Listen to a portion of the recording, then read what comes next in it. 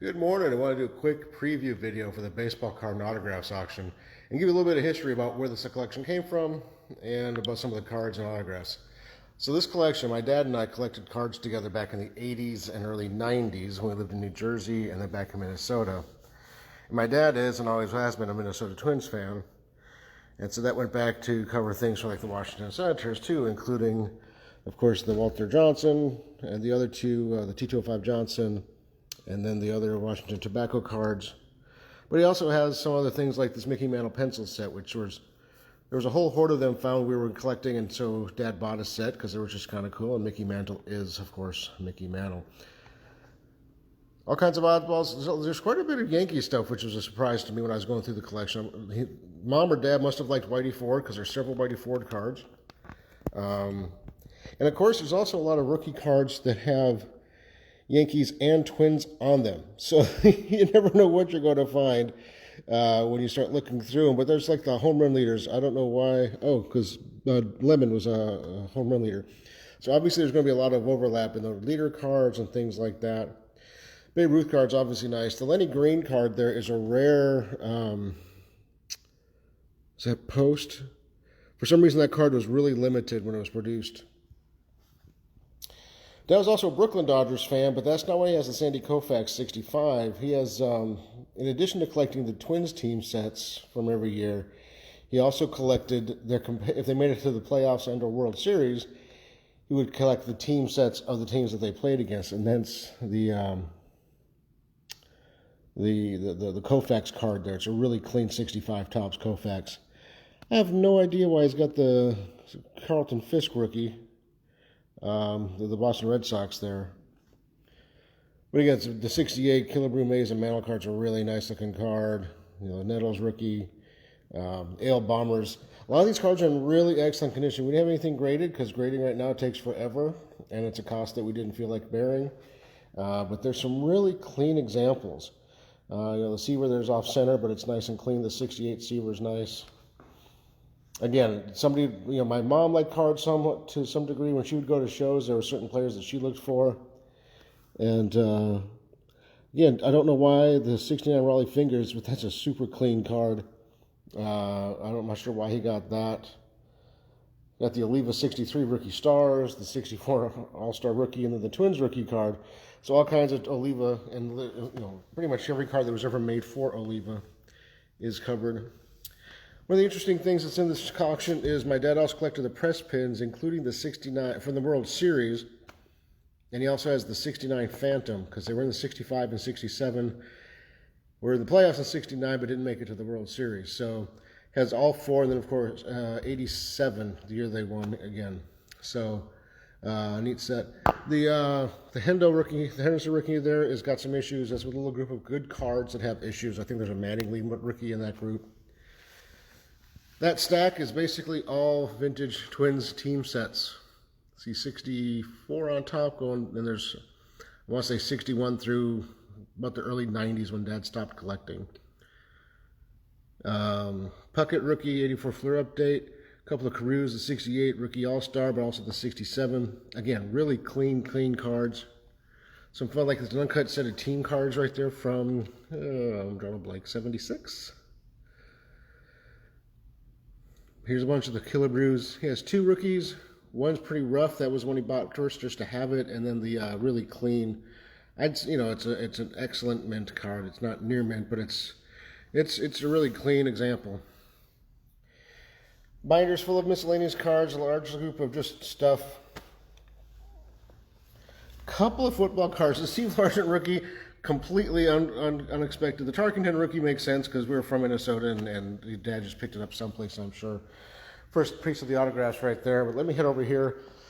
The vast majority of autographs in this collection, Dad bought, and I got also back in the 80s at the baseball card shows in Jersey and New York. This is obviously not from there. He bought this from a dealer back in that time frame. Back when Jackie Robinson was big, but nowhere near as large in the world as he is today. Killer piece of old Brooklyn Dodgers, 51 or 52. Has, I think, 5 Hall of Famers on it. Snyder, Reese, Robinson, Campanella. Maybe it's just 4 Hall of Famers. Gil Hodges, is he no, I think Hodges is not a Hall of Famer. In the card collecting world, everybody knows Andy Pafko's Topps #1 from '52. Snyder signed ball. This is a really cool piece. 1886. Brooklyn against Baltimore scorecard. Really, I mean, super killer piece. Yeah, so the autographs. I was there when Dad got these. There's been some discussion about the Ted Williams. I watched that crotchety old man sign it and roll it across the table. Same with Joe. Was very nice. He was always a nice guy. Whenever went to a couple of shows with him to get some autographs, and they would limit it to one per person, generally speaking. So there's also World Series programs from '65, both the LA and the Twins version.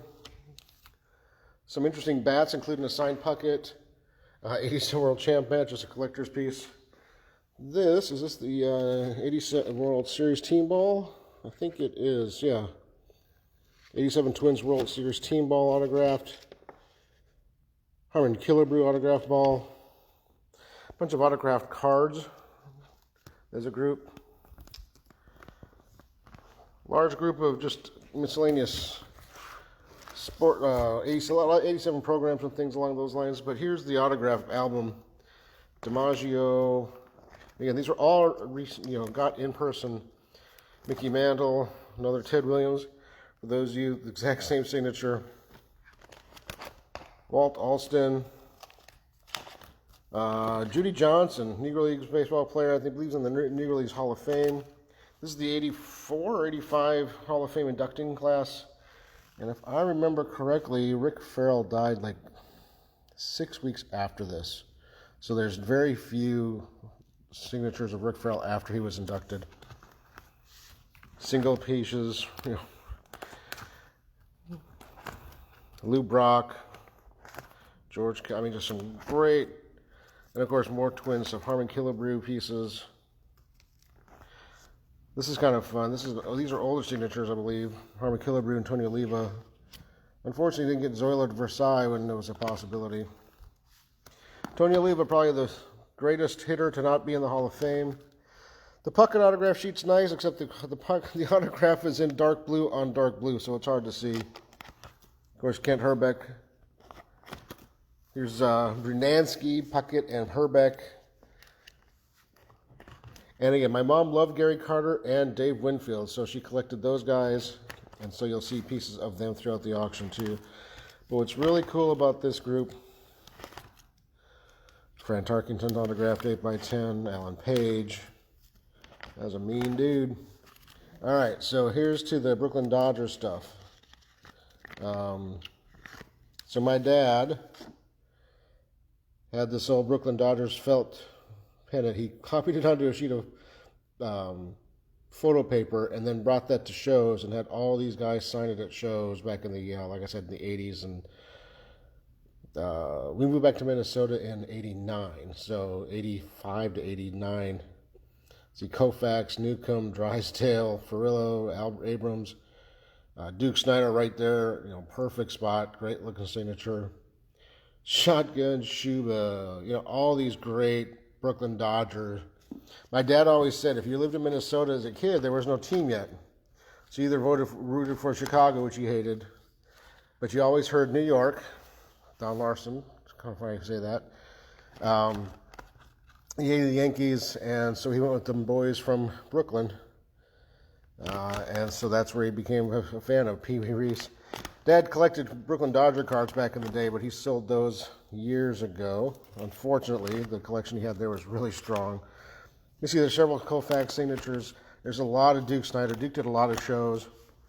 And then this is a 55 team shot of the Dodgers. Of course, it's a reproduced 8x10 that Dad would take and get all the guys who are on that team to sign it as was possible. Against Sandy Koufax, Duke Snyder, Pee Wee Reese are the big ones on here. Don Newcomb, but there's Billy Herman, Furillo, Billy Lowe's, again George Shotgun Shuba, and others. Sandy Amoros, Duke Snyder. It's kind of a neat one. Furillo, Snyder, and Pafko. Some of these guys did a lot of shows. They made a lot of money back in the 80s compared to what they were making back See, there's one personalized to Dad, to Bob, best wishes, Duke Snyder. But, Luke Appling, Clyde, Shookforth. It's just all kinds of. Chuck Connors, also known as the Rifleman. There was always a topic of conversation. He always had baseball pictures. He also had pictures of his acting days that you could have signed. It's upside down. A lot of Brooklyn Dodgers autographs. Cookie, Love, and Ghetto. So kind of neat stuff. But there's really cool, fun Twins things too, right? So this is these were bought after we moved back from DC from New Jersey back to Minnesota when they went on that big run in the late 87 to 91. Beach towels, of course, the World Champions Wheatie boxes, which were huge for a while because everybody thought they'd be these great collectibles going down the road, and they kind of are, but they were produced pretty heavily. But some really cool early Twins things. The MSSTP, Minneapolis St. Paul on the jerseys, popcorn tin with an old iron on, and a neat little matchbook with Bob Allison on it. Various Twins yearbooks. Going back, I must be upside down here. But I know we have Twins yearbooks going back to 61, the first year. And then some unopened boxes. More ephemeral items. There's a little bit of football. And then, things like the Lexington Park St. Paul Saints program from 56 or 57. All kinds of interesting things. So, including the Timberwolves, that's all from the inaugural year. This is stuff I got and ended up at Mom and Dad's. I don't necessarily want anymore, but I worked security at the Timberwolves' first season, so I got quite a bit of Timberwolves things. A lot of great things. If you like baseball collectibles, you really want to look through the entire catalog. There's some neat things, about 300 lots. Some great cards, really good condition. The photos show the accuracy, the condition pretty well. If you have questions about cards, let us know. We'd be happy to answer any questions that you have. And good luck in the auction, and have a great weekend.